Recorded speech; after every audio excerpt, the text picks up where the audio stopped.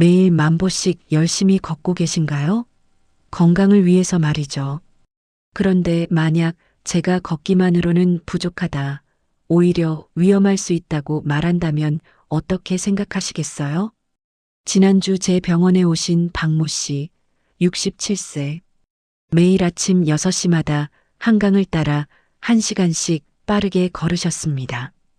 5년간 꾸준히 말이죠. 하지만 이분이 응급실에 실려온 이유는 무엇일까요? 계단을 내려오다가 다리에 힘이 빠져 넘어졌기 때문입니다. 선생님, 저는 매일 운동했는데요.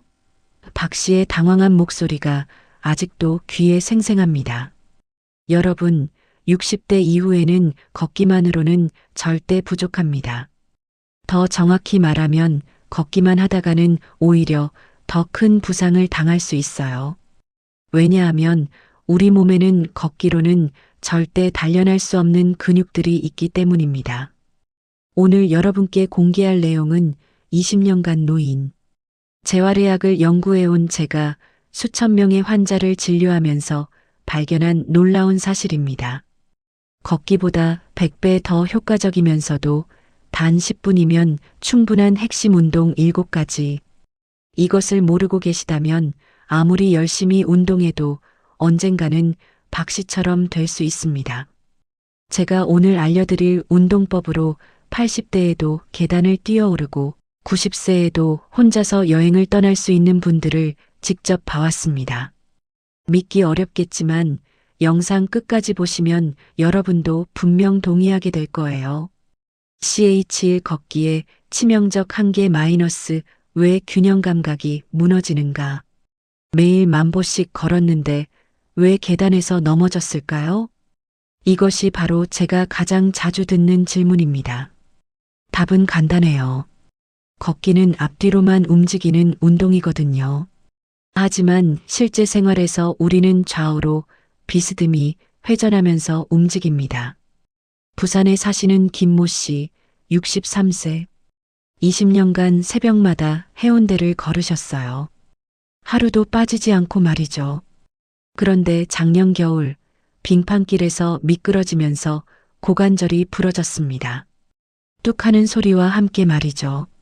선생님, 제가 체력이 부족한 건 아니었어요. 마라톤도 완주했는데. 김 씨의 말씀처럼 앞으로 걷는 능력은 충분했습니다.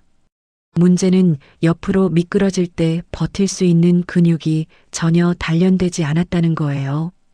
의학적으로 설명하면 걷기는 주로 대퇴직근과 종아리 근육만 사용합니다. 하지만 균형을 잡는데 핵심적인 중둔근, 소둔근, 그리고 깊은 곳의 작은 안정화 근육들은 전혀 자극받지 않죠. 마치 집을 지을 때 기둥만 세우고 버팀목은 전혀 설치하지 않는 것과 같아요. 연구 결과를 보면 더 충격적입니다. 60세 이후 균형 감각은 매년 1.5%씩 감소하는데 걷기만 하는 사람들은 이 속도가 더 빨라진다는 거예요. 왜냐하면 다른 방향의 근육들이 점점 약해지기 때문입니다. 그렇다면 해답은 무엇일까요? 바로 옆걸음 운동입니다. 양발을 어깨 너비로 벌리고 무릎을 살짝 구부린 채로 옆으로 한 발씩 이동하는 거예요. 하루 2분, 좌우 각각 20보씩이면 충분합니다. 이것만으로도 중둔근이 깨어나고 균형 감각이 되살아나거든요. 김 씨도 재활 과정에서 이 운동을 시작한 후 3개월 만에 아이스링크에서도 안전하게 걸을 수 있게 되었습니다. CH2 무릎 연골에 숨겨진 적 마이너스 평지 걷기의 함정. 평지를 걷는데 무슨 문제가 있겠어요? 대전에 사시는 이모 씨, 65세의 이야기입니다. 매일 아침 집 근처 공원을 1시간씩 걸으셨어요. 평평한 길만 골라서 말이죠. 무릎에 무리가 안 간다고 생각하셨거든요. 하지만 6개월 후 이 씨는 무릎에서 찌릿찌릿하는 통증을 느끼기 시작했습니다. 병원에서 찍은 MRI 결과 무릎 연골이 고르지 않게 마모되어 있었어요. 마치 자동차 타이어가 한쪽만 다른 것처럼 말이죠. 평지만 걸었는데 왜 이렇게 됐을까요? 이 씨의 궁금증에는 과학적인 이유가 있습니다. 무릎 연골은 실제로 스펀지와 같은 구조예요. 압력을 받았다가 풀어졌다가 할 때 영양분을 흡수합니다. 그런데 평지를 걸을 때는 항상 같은 각도, 같은 압력만 받게 돼요. 연골의 일부분만 계속 사용되는 거죠. 정형외과 연구에 따르면 같은 패턴의 걸음을 6개월 이상 반복하면 연골 마모가 40%더 빨라진다고 합니다. 마치 같은 자리만 계속 밟는 카펫이 그 부분만 닳는 것과 같은 원리예요. 더 심각한 것은 이렇게 마모된 연골은 자연 회복이 거의 불가능하다는 점입니다. 한번 다르면 평생 아픈 무릎을 안고 살아가야 해요. 그렇다면 무릎 연골을 골고루 사용하는 방법은 뭘까요? 바로 계단 오르기 운동입니다. 하지만 실제 계단이 아니라 집에서 할 수 있는 방법이에요. 의자나 튼튼한 상자를 이용해서 한 발씩 올렸다 내렸다 하는 거예요. 높이는 20cm 정도면 충분합니다. 좌우 각각 10번씩 천천히 하세요. 올라갈 때 3초, 내려올 때 3초의 속도로 말이죠. 이 운동은 무릎을 다양한 각도로 구부렸다 펴게 해서 연골 전체에 고른 자극을 줍니다. 이 씨도 이 운동을 시작한 후 2달 만에 무릎 통증이 현저히 줄어들었어요. CH3 골밀도의 배신 마이너스 걷기로는 뼈가 약해진다. 걷기 운동하면 뼈가 튼튼해진다면서요? 이것은 60대 이후에는 완전한 착각입니다. 충격적이지만 사실이에요. 광주에 사시는 최모 씨, 68세. 30년간 매일 아침 걷기를 하셨습니다.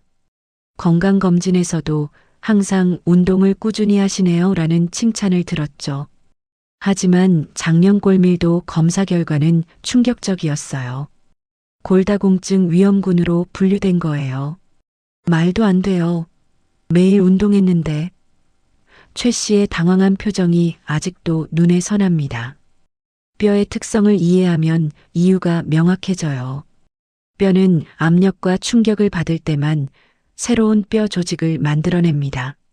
그런데 걷기는 체중의 1.2배 정도의 부하만 줍니다.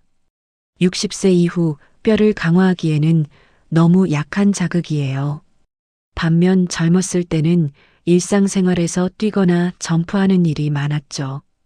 아이들과 놀거나 계단을 뛰어오르거나 이런 활동들이 뼈에 강한 충격을 줘서 골밀도를 유지했던 거예요. 하지만 60세 이후에는 안전을 위해 이런 활동들을 피하게 됩니다. 그 결과 뼈는 이제 강한 뼈가 필요 없구나라고 판단하고 서서히 약해지기 시작해요. 과학적 연구 결과도 이를 뒷받침합니다. 걷기만 하는 60대의 골밀도 감소 속도는 연간 1.8%인 반면 충격 운동을 병행하는 사람들은 0.3%에 불과해요. 무려 6배의 차이가 나는 거죠. 그렇다면 안전하면서도 뼈에 충격을 줄 수 있는 운동은 뭘까요? 바로 제자리 마칭입니다. 손을 허리에 얹고 서서 무릎을 허리 높이까지 올려가며 제자리에서 걷는 거예요. 이때 중요한 건 발을 내려놓을 때 쿵 소리가 나게 하는 겁니다. 이 충격이 바로 뼈를 자극하는 핵심이거든요. 하루 1분, 총 50-60 보면 충분해요. 최 씨도 이 운동을 6개월간 꾸준히 한 결과 골밀도가 15% 향상되었습니다. CH3.5 고관절과 발, 균형의 숨은 열쇠. 여러분, 우리가 걷는다는 건 단순히 다리를 앞뒤로 흔드는 게 아닙니다. 사실은 고관절과 발이 정밀하게 협력하는 복잡한 동작이에요. 그런데 안타깝게도 60대 이후 많은 분들이 이 2가지를 완전히 잊고 살아갑니다. 그래서 근육은 있는데도 자꾸 넘어지고 힘은 있는데도 무릎이 시큰거리는 거예요. 선생님, 저는 무릎이 문제인 줄 알았는데 왜 고관절 얘기를 하세요? 진료실에서 가장 많이 듣는 질문 중 하나입니다. 무릎은 늘 아프니까 원흉처럼 느껴지지만 실제로는 희생양인 경우가 훨씬 많습니다. 위에서는 고관절이 굳어 있고 아래에서는 발이 무너져 있으니 무릎이 그 모든 부담을 다 뒤집어 쓰는 거죠. 서울에 사는 한모 씨, 70세. 이분은 정말 성실하셨습니다. 하루 만보 10년 이상을 걸어오셨거든요. 주변 사람들이 부러워할 정도였어요. 그런데 어느 날부터 내리막길만 가면 무릎 옆이 찌릿하고 방향을 돌릴 때마다 휘청거리셨습니다. 병원에 오셔서 MRI를 찍어보니 무릎 연골이 약간 닳아있긴 했습니다. 하지만 더 큰 문제는 따로 있었죠. 고관절의 회전이 거의 사라진 상태였고 발바닥 아치도 완전히 무너져 있었습니다. 이 상태에서 매일 같은 패턴으로 걷기를 반복했으니 무릎은 결국 신호를 낸 겁니다. 고관절은 몸의 중심축입니다. 우리가 앉았다 일어설 때, 물건을 집을 때, 계단을 오르내릴 때 모두 고관절이 제대로 접히고 펴져야 합니다. 하지만 많은 분들이 허리부터 굽힙니다. 무거운 걸 들 때 허리로만 숙이고 물건을 주울 때도 허리를 꺾습니다. 그러다 보니 허리 통증은 물론이고 무릎까지 덩달아 뒤틀리는 겁니다. 저는 한모 씨께 특별한 운동을 알려드린 게 아닙니다. 허리 대신 엉덩이부터 접는 법, 바로 힙힌지라는 기본 동작이었죠. 처음에는 어색해 하셨습니다. 아니, 허리를 안 굽히고 어떻게 숙여요? 하셨죠. 하지만 벽을 뒤에 두고 엉덩이를 살짝 빼며 벽을 톡 건드리는 연습을 매일 10번씩 하시게 했습니다. 2달 후 놀라운 변화가 생겼습니다. 내리막길에서의 불안이 줄었고 무릎 통증도 절반 이하로 줄었습니다. 예전엔 내려갈 때마다 무릎이 덜컥거렸는데 요즘은 발이 바닥을 꽉 잡아주는 느낌이에요. 직접 이렇게 말씀하셨습니다. 여러분, 발도 마찬가지입니다. 발은 단순히 땅을 딛는 도구가 아닙니다. 사실은 몸 전체의 충격을 흡수하고 균형을 전달하는 정교한 센서예요. 그런데 평생 신발 속에서만 살아온 발은 점점 힘을 잃어갑니다. 특히 발아치가 무너지면 모든 충격이 그대로 무릎과 고관절로 올라갑니다. 부산에 사는 이모 씨, 68세. 이분은 평생 구두를 신으셨습니다. 은퇴 후에는 운동화를 신으셨지만 이미 발의 아치는 납작하게 주저앉아 있었습니다. 그 결과 조금만 오래 걸어도 발목이 시큰거리고 무릎 안쪽이 아팠죠. 제가 가르쳐 드린 건 아주 간단했습니다. 짧은 발이라는 연습이에요. 발 뒤꿈치, 엄지발가락 밑, 새끼발가락 밑 3점을 바닥에 고르게 붙이고 발아치를 살짝 들어 올리는 겁니다. 처음에는 발가락을 오그리시더라고요. 선생님, 이거 맞아요? 하고요. 하지만 제가 다시 알려드렸죠. 발가락은 길게 뻗으면서 발 가운데를 살짝 들어 올리세요. 한 달쯤 지나자 걸을 때 발이 지면을 잡아주는 느낌이 살아났습니다. 그 뒤로 무릎 통증도 많이 줄었습니다. 여러분도 오늘 집에서 한번 해보세요. 맨발로 서서 발세점에 체중을 고르게 두고 발 가운데를 살짝 들어 올리는 겁니다. 10초만 유지하세요.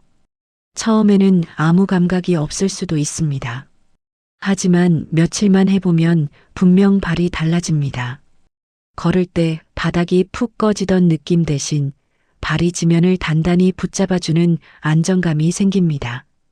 이처럼 고관절과 발을 다시 깨우면 무릎은 비로소 편안해집니다. 무릎은 원래 희생양이 아니거든요. 위와 아래가 제 역할을 잃어버리니 대신 아파온 것뿐입니다. 힙힌지와 짧은 발, 이름은 낯설지만 원리는 단순합니다. 엉덩이부터 접고 발 아치를 다시 세운다. 단 1분씩만 투자해도 몸은 달라집니다. 제가 수십 년간 환자분들을 보면서 깨달은 건 이겁니다. 진짜 건강한 노후는 멀리 걷는 데서 오지 않습니다. 매일 만보를 걸어도 고관절과 발이 무너지면 결국 넘어지고 다칩니다. 하지만 제대로 디디고 제대로 접는 법을 알면 비탈길에서도 계단에서도 갑자기 방향을 틀 때도 넘어지지 않습니다. 여러분 기억하세요.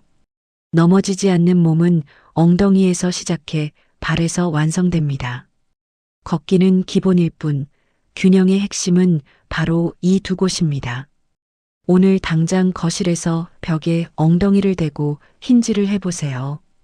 그리고 발세점을 고르게 붙이고 아치를 살짝 들어 올려 보세요. 아마도 여러분의 몸이 지금까지와는 다른 안정감을 선물해 줄 겁니다.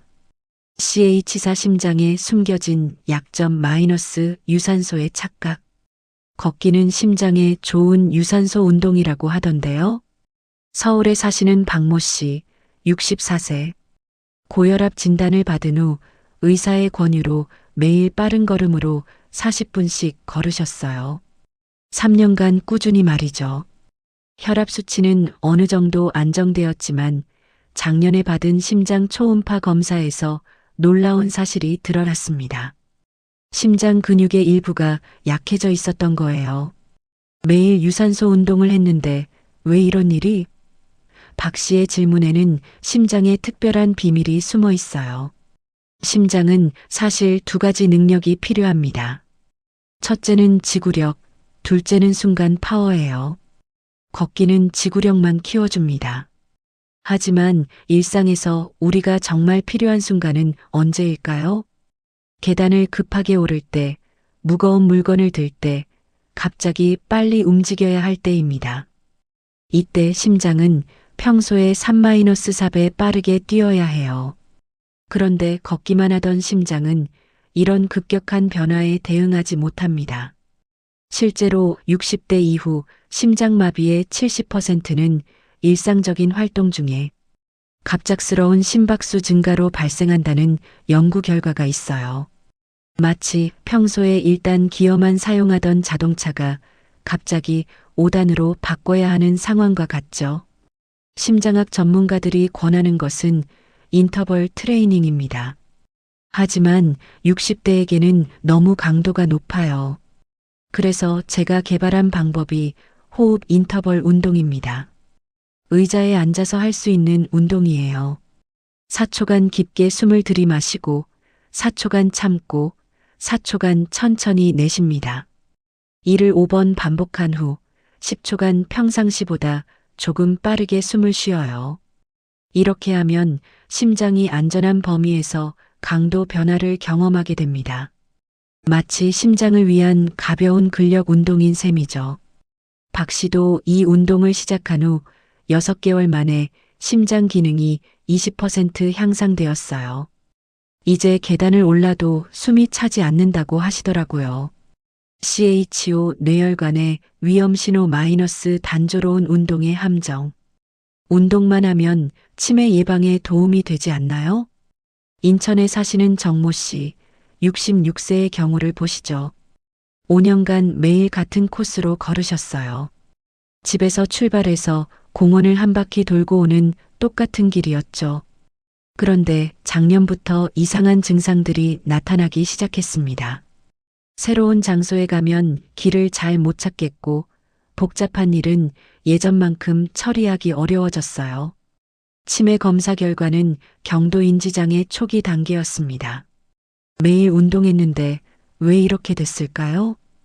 정 씨의 당황스러움에는 뇌과학적인 이유가 있어요. 뇌는 새로운 자극을 받을 때만 새로운 신경 연결을 만듭니다. 그런데 매일 똑같은 운동, 똑같은 길을 걸으면 뇌는 자동 모드로 전환돼요. 마치 자동차 내비게이션처럼 아무 생각 없이 움직이게 되는 거죠. 신경과학 연구에 따르면 60세 이후 뇌 신경세포는 매년 0.5%씩 감소합니다. 하지만 새로운 운동 패턴과 동작을 배우면 이 속도를 70%까지 늦출 수 있어요. 더 놀라운 건 복합적인 움직임을 할 때 뇌의 여러 영역이 동시에 활성화된다는 점입니다. 단순히 걷기만 할 때는 운동 피질만 활성화되지만 복합 동작을 할 때는 전두엽, 손의 해마까지 모두 활발해져요. 그렇다면 뇌를 자극하는 운동은 뭘까요? 바로 십자 스텝 운동입니다. 서 있는 상태에서 앞으로 한 발, 뒤로 한 발, 오른쪽으로 한 발, 왼쪽으로 한 발 내딛는 거예요. 마치 십자 모양으로 움직이는 거죠. 중요한 건 순서를 바꿔가면서 하는 겁니다. 처음엔 앞 마이너스 오른쪽 마이너스 뒤 마이너스 왼쪽 순서로, 다음엔 왼쪽 마이너스 앞 마이너스 오른쪽 마이너스 뒤 순서로. 이렇게 패턴을 바꿔가며 하면 뇌가 계속 새로운 신호를 처리해야 해요. 하루 3분 다양한 패턴으로 하시면 됩니다. 정 씨도 이 운동을 시작한 후 4개월 만에 인지기능 테스트 점수가 25% 향상되었어요. CH6 낙상의 진짜 원인 마이너스 반사신경의 퇴화. 넘어질 뻔했는데 순간적으로 몸을 가누지 못하겠더라고요. 부천에 사시는 김모 씨, 69세. 평소 건강하다고 생각하셨는데 어느 날 화장실에서 미끄러질 뻔한 순간 깨달으셨어요. 예전 같으면 금방 균형을 잡았을 텐데 손이 벽에 닿기까지 이상하게 오래 걸리더라는 거예요. 나이가 들어서 그런가 하고 넘겼는데 그 후로 몇 번 더 비슷한 일이 있었습니다. 마침내 제 병원을 찾아오셨을 때 한 검사 결과는 충격적이었어요. 반사신경 속도가 20대의 절반 수준으로 떨어져 있었던 거예요. 뇌에서 위험하다고 판단해서 손을 뻗는 신호를 보내는데 실제로 손이 움직이기까지 걸리는 시간이 2배 이상 늦어져 있었죠. 이것이 바로 60대 이후 낙상사고의 진짜 원인입니다. 체력이 부족해서가 아니라 위험한 순간에 몸이 반응하는 속도가 늦어지기 때문이에요. 신경과학적으로 설명하면 반사신경은 사용하지 않으면 퇴화하는 대표적인 기능이에요. 평소에 예측 가능한 움직임만 하다 보면 갑작스러운 상황에 대응하는 신경회로가 녹슬게 되는 거죠. 걷기 운동은 안정적이고 예측 가능한 움직임이에요. 반사신경을 단련하는 데는 전혀 도움이 안 됩니다. 오히려 안전한 움직임에만 익숙해진다는 점에서 역효과까지 있을 수 있어요. 그렇다면 반사신경을 되살리는 방법은 뭘까요? 바로 풍선치기 운동입니다. 풍선을 하나 준비해서 공중에 던진 후 떨어뜨리지 않고 계속 쳐올리는 거예요. 이때 중요한 건 양손을 번갈아 사용하는 겁니다. 풍선이 어디로 날아갈지 예측할 수 없기 때문에 뇌는 끊임없이 빠른 판단과 반응을 해야 해요. 처음에는 10번, 익숙해지면 30번까지 연속으로 떨어뜨리지 않고 치는 게 목표입니다. 김 씨도 이 운동을 시작한 후 3개월 만에 반사신경 속도가 40% 빨라졌어요. 지금은 계단에서도 자신감 있게 걸으신다고 하더라고요. CH6.5 호흡 근육의 침묵폐가 약해지는 진짜 이유.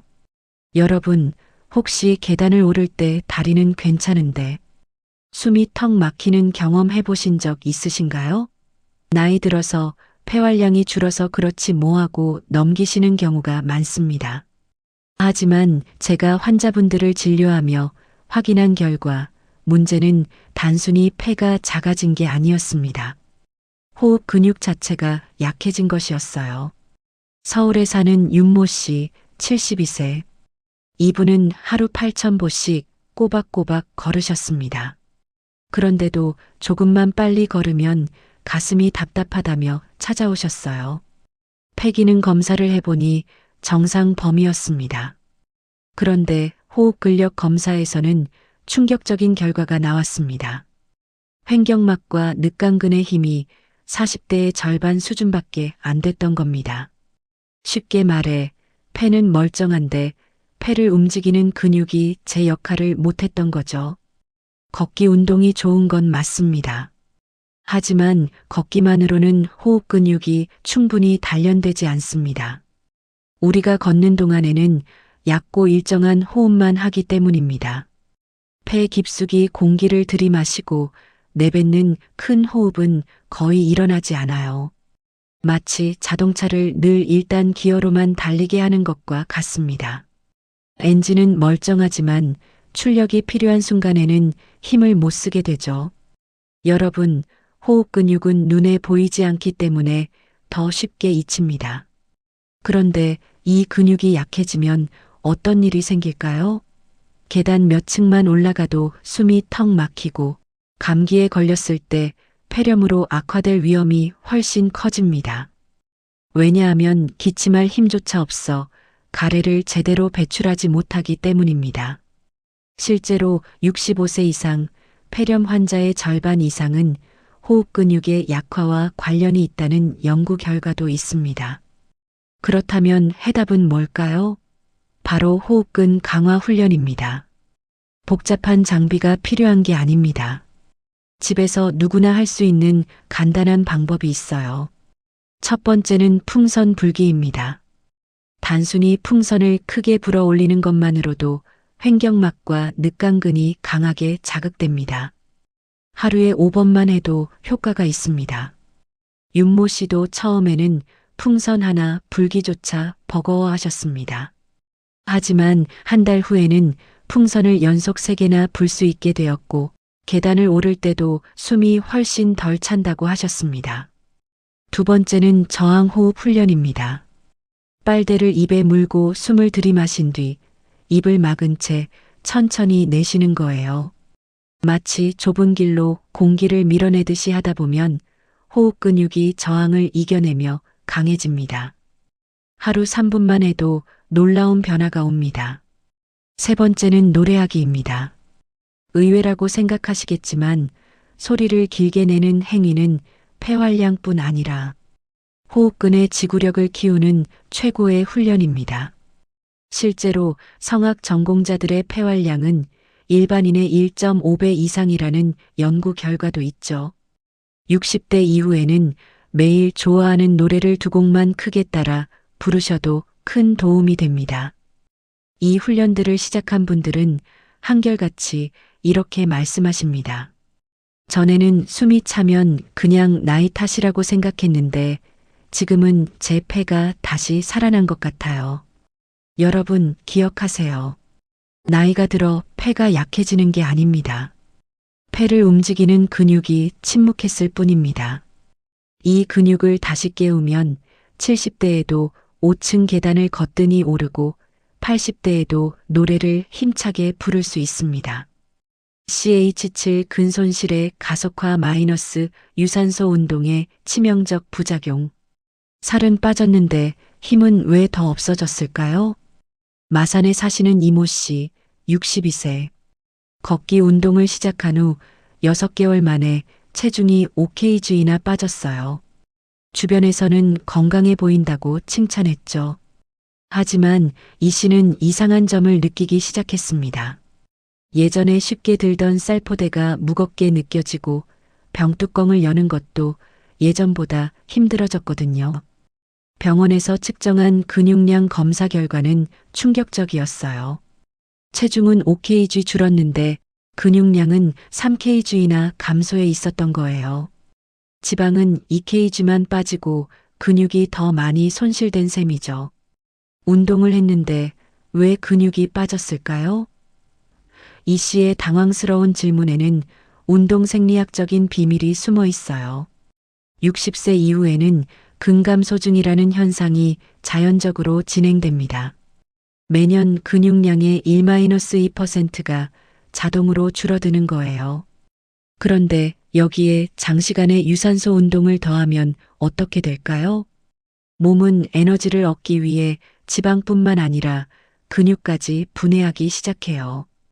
특히 걷기처럼 낮은 강도의 운동을 오래 할 때 이런 현상이 두드러집니다.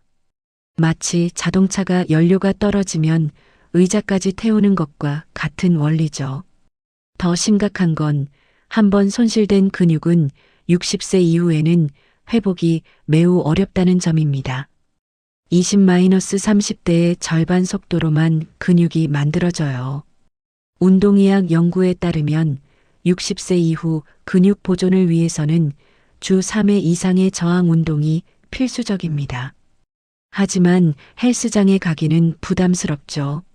그래서 제가 추천하는 것이 의자 스쿼트 운동입니다.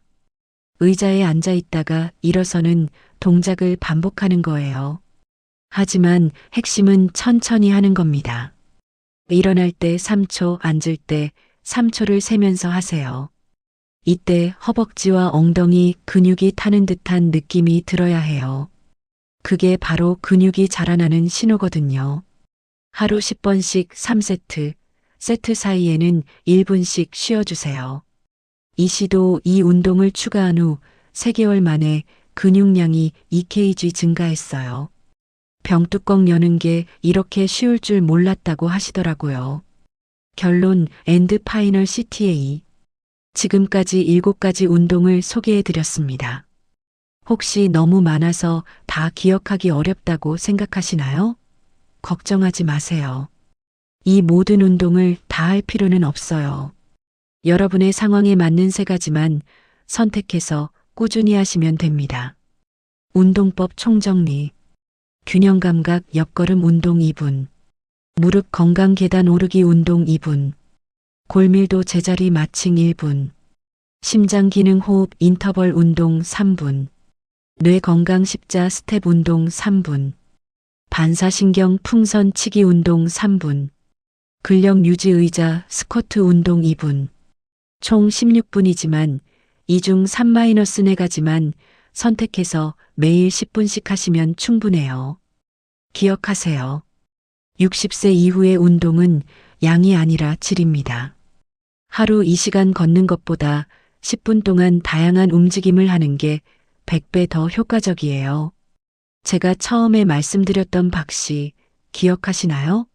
매일 걷기 운동을 했지만 계단에서 넘어졌던 그분 말이에요. 박 씨는 지금 오늘 제가 알려드린 운동법을 3개월간 꾸준히 하고 계십니다. 옆걸음 운동, 계단 오르기 운동, 그리고 풍선 치기 운동. 단 3가지만요. 결과가 어땠을까요? 지난주 제 병원에 정기 검진차 오셨는데 진료실 문을 열고 들어오시는 모습부터 달랐어요. 걸음걸이가 안정적이고 자신감이 넘쳤거든요. 선생님, 어제 손자와 함께 북한산을 올라갔어요. 예전엔 생각도 못했는데 박 씨의 환한 웃음이 아직도 기억납니다. 운동은 약도 될 수 있고 독도 될 수 있습니다. 올바른 운동은 80세, 90세까지도 건강하게 살 수 있게 해주지만 잘못된 운동은 오히려 부상과 질병을 부를 수 있어요. 오늘 영상이 도움이 되셨다면 구독 버튼과 좋아요 버튼 꼭 눌러주세요. 구독은 무료지만 여러분의 건강 정보를 놓치지 않게 해주는 소중한 투자입니다. 그리고 무엇보다 중요한 것은 이 영상을 여러분의 부모님과 가족분들께 꼭 보여주시는 거예요. 사랑하는 사람이 건강하게 오래 사는 것보다 더 큰 선물이 어디 있겠습니까? 여러분도 오늘부터 10분만 투자해 보세요. 3개월 후에는 분명 새로운 자신을 발견하게 될 거예요. 댓글로 어떤 운동부터 시작하실 건지 또는 비슷한 경험이 있으시다면 남겨주세요. 여러분의 이야기 하나하나가 다른 분들에게는 큰 힘이 됩니다. 건강한 노후, 이제 선택이 아니라 여러분의 작은 실천에서 시작됩니다. 다음 영상에서도 시니어 분들에게 유용한 정보를 드릴게요. 많은 분들이 모르고 계시는 충격적인 내용이니까 놓치지 마세요. 오늘도 건강하시고 내일도 더 건강한 하루 되시길 바랍니다. 감사합니다.